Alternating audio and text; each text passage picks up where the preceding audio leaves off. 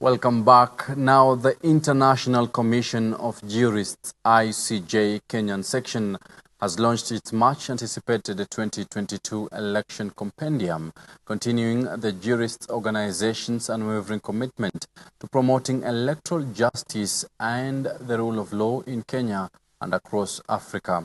The document compiles decisions from the magistracy to the Supreme Court, which offers a deep understanding of the written law and how various players within the election dispute resolution system have interpreted and applied it.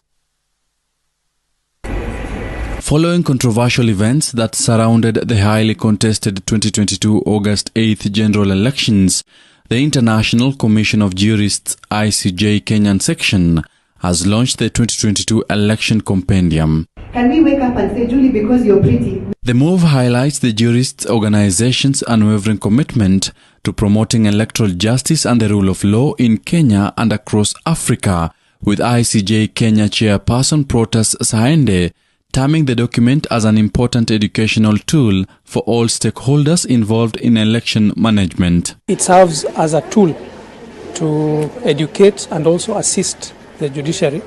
I'm sure you had Honorable Justice Dr. Smokin Wanjala indicate that it assists them in ensuring that when they are faced with an issue, they are able to quickly refer and see whether a similar issue has been dealt with by the courts.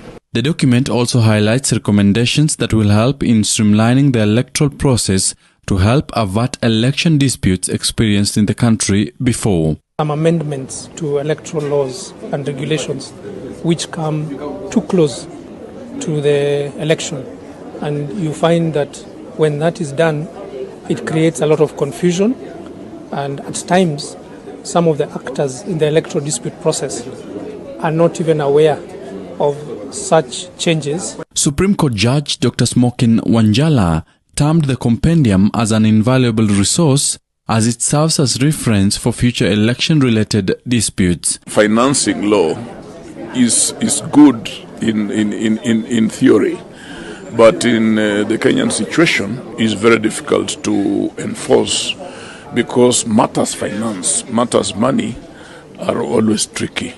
We've not as yet developed systems that can track the trail of financing of any activity, not to mention an electoral process.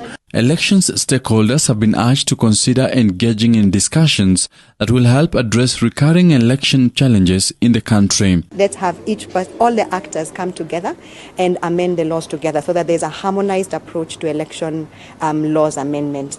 And then finally, can we find a way of having a discussion on election campaign financing in this country? Our legal structure is unrealistic, does not align with our current political environment. We need an honest conversation on that going forward. With the launch of the 2022 election compendium, ICJ Kenyan section now hopes that various players within the election dispute resolution system will have it easy while interpreting the law when disputes emerge.